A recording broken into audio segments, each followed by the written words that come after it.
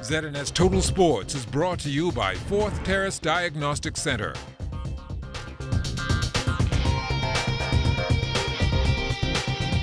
Welcome to sports, everybody. The Carifta Track and Field Championships continue to draw closer. B3A's boss Rose Carey has an update on where they are in regards to the number of athletes that will be taking part. Bahamas entries are in, and we have 24 out of 26 countries with preliminary entries. Right now, we're in a good place. We have more entries than we anticipated. We were anticipating some 500. Right now, we're up to some 600 and something entries. And so the final entries is due on March 12th. And we will know from then how many athletes we're going to be preparing for. But it looks like we're going to have a really big Carifta this year. The National High School Track and Field Championships will get underway tomorrow at the Thomas A. Robinson National Stadium. Athletes will need to be on their A game. We would expect and hope that with Carifta trials just a week or so away, that the coaches, and it's a function of coaching, that the coaches will have the athletes primed for the Carifta trials. So I think this comes at the right time to see where our athletes are in terms of them being able to qualify for the Carifta Games. And so because championship is at stake, we would expect that competition is going to be very, very keen. I can tell you that Tabernacle has already thrown down the gauntlet because of, Tabernacle is on the road between basketball and track and field. Also, Moores Island have already expressed their intent. As you know, they come very, very strong.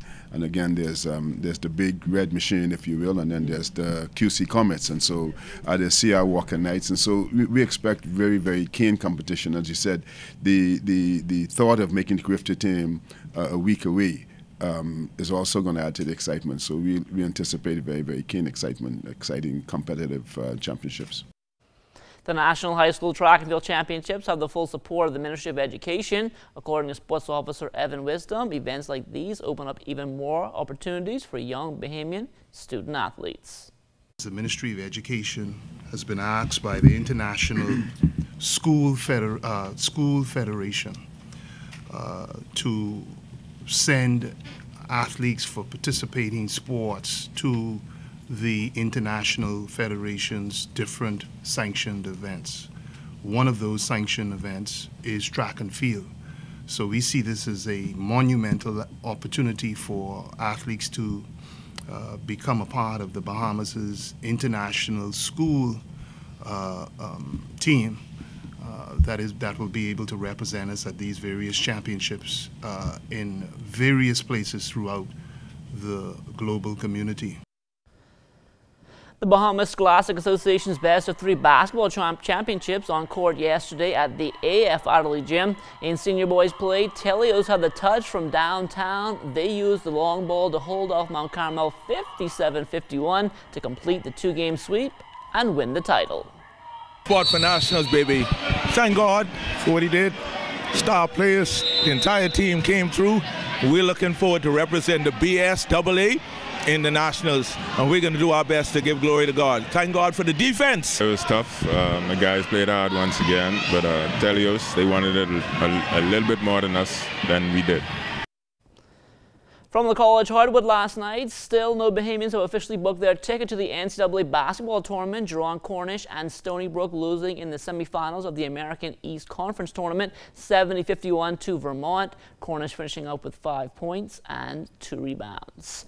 On to the pro hardwood now. A quartet of Bahamians playing in France last night. Jonathan Farrell dropped in the game-high 21 points for Blois. They won in blowout fashion 71-47. Jerron Keno borrows 15 points to lead Province Basket to an 83-71 victory. Zane Knowles had 14 points, 11 rebounds, and Michael Carey added 11 points. The Bahamian connection leading Charleville to a victory 87-76. Elsewhere, Tavario Miller had 8 points and 14 rebounds. An easy night for Frilligan of Norway. They coasted to a 114-82 win. Sports Minister, the Honourable Michael Pintard, has his wish list for the upcoming budget. He spoke about a couple of key points he plans to address. We are going to reinforce what we have stated before when I initially was appointed, which is that our funding is going to be tied to the developmental program, which includes ensuring that young people are focused on, as well as Family Island initiatives. And so in some cases, we are actually going to earmark funds for those two objectives. The country's 2018 World Junior Tennis teams all set for competition in Guatemala this Saturday. Our boys team of Michael Major Jr., Anthony Burroughs Jr., and Dantry Mortimer Jr. will depart to participate in the qualifying tournament. The girls team of Genesis Mixic, Kaylee Kanuka, and Kinza Johnson, they'll leave for their segment of qualifying on March 17th. The Bahamas will join El Salvador, Jamaica, the Dominican Republic, Costa Rica, Barbados, Aruba, and the host. The winning nation will advance to the final qualifying event in the North Central American and Caribbean zone, which will be played on a round-robin basis in Mexico, April 26th through the 28th. Canada, Mexico, and the USA have automatically qualified. The finals, they'll take place in the Czech Republic on red clay, August 6th through the 11th. The Bahamas Lawn Tennis Association expecting great performances from both teams. The Bull Reg Class C regatta took place this past weekend. Everett Hart was one of the honorees. He gave kudos to organizer Leslie Buzzy Roll for keeping the event going. When you put off the first regatta, I didn't think very much of it. I thought it was going to be a first-timer. But you know, this is a classic example, ladies and gentlemen, as to what we as human beings can do once we put our minds and hearts to it. This regatta has moved from what one might call a little baby. Now it is walking.